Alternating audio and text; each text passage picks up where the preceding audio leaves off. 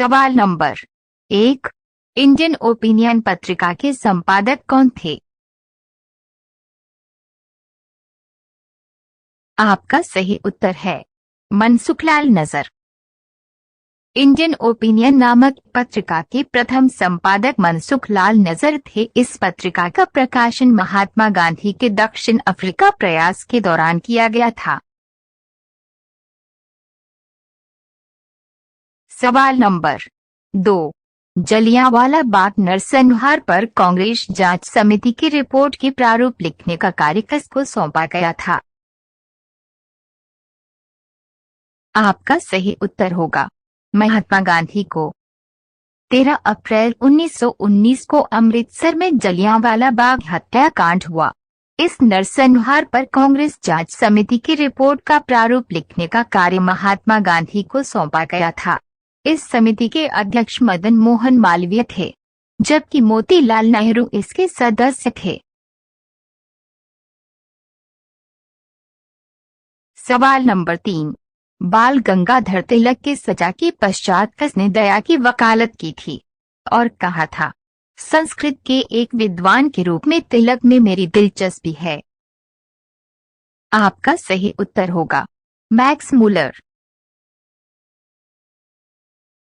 सवाल नंबर 4। अपनी फांसी से पूर्व किस क्रांतिकारी ने पीने हेतु दिए गए दूध को अस्वीकार कर दिया और कहा, मैं केवल अपनी मां का दूध लूंगा?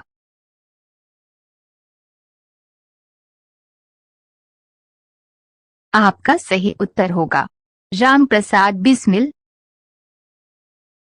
अब मैं केवल अपनी मां का दूध लूंगा, ये कथन रामप्रसाद बिस्मिल का था, जिन्होंने फांसी से पूर्व यही कहते हुए दूध पीने से इनकार कर दिया था। उन्हें गोरखपुर जेल में फांसी दी गई थी। सवाल नंबर 5। किसने भारतीय राष्ट्रीय कांग्रेस के कराची अधिवेशन 1931 को महात्मा गांधी की लोकप्रियता और सम्मान की पराकाष्ठा माना है?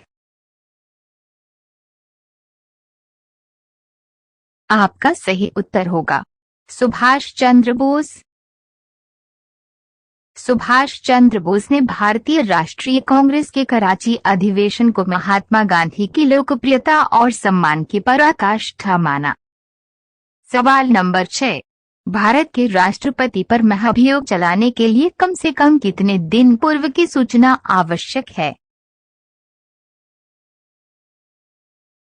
आपका सही उत्तर होगा 14 दिन।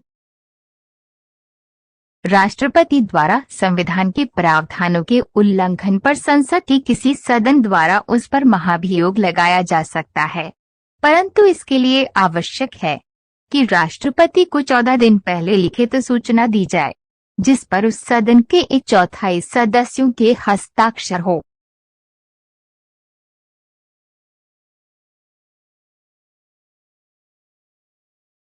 सवाल नंबर 7। भारतीय संसद की लोक लेखा समिति के अध्यक्ष को कौन मनोनीत करता है? आपका सही उत्तर होगा लोकसभा का अध्यक्ष। भारतीय संसद की लोक लेखा समिति के अध्यक्ष को लोकसभा का अध्यक्ष मनोनीत करता है। समिति में 22 सदस्य, 15 लोकसभा व 7 राज्यसभा होते हैं। यह समिति भारत के नियंत्रक महालेखा परीक्षक द्वारा दिए गए लेखा परीक्षण संबंधी प्रतिवेदनों की जांच करती है। सवाल नंबर 8। चूना पत्थर का रासायनिक नाम क्या है? आपका सही उत्तर होगा कैल्शियम कार्बोनेट।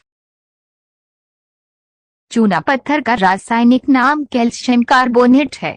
इसका प्रयोग सीमेंट बनाने में, कपड़े धोने का साबुन बनाने में, दंतमंजन तथा मूर्तियां बनाने में किया जाता है। सवाल नंबर 9। एड्स का कारण है? आपका सही उत्तर होगा वायरस। एड्स एक संक्रामक रोग है जो HIV के विषाणु के संक्रमित होने से फैलता है। यह एक जानलेवा रोग है जिसका निदान अभी तक ढूंढा नहीं जा सका है। सवाल नंबर 10। सरदार सरोवर से सर्वाधिक लाभ मिलता है। आपका सही उत्तर होगा गुजरात।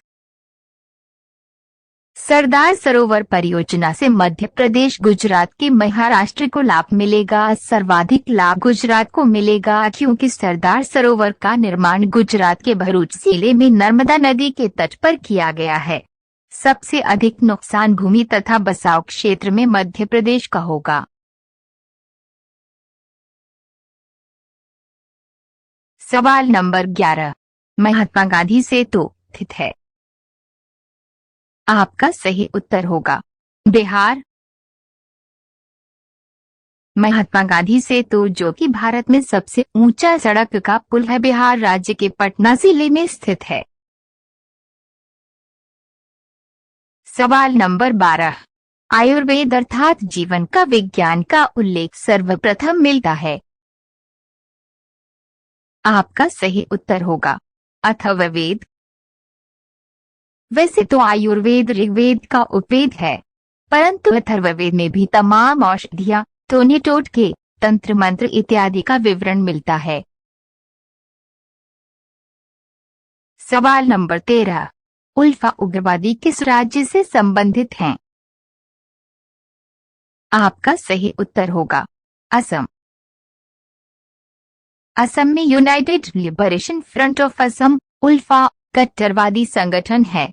इसका उदय ब्रह्मपुत्र घाटी तथा मध्यवर्ती इलाकों में हुआ। ये असम को अलग राष्ट्र के रूप में मान्यता देने के लिए संघर्षरत हैं। सवाल नंबर 14। वायुमंडल में सबसे अधिक किस गैस का प्रतिशत है? आपका सही उत्तर होगा नाइट्रोजन। वायुमंडल में सर्वाधिक प्रतिशत नाइट्रोजन का 78% है, ऑक्सीजन का 21% है। सवाल नंबर 15। ऑपरेशन पुशबैक संबंधित हैं। आपका सही उत्तर होगा बांग्लादेश के आदिवासी। ऑपरेशन पुशबैक बांग्लादेश के शरणार्थियों को बाहर निकालने के लिए मुंबई में चलाया गया था।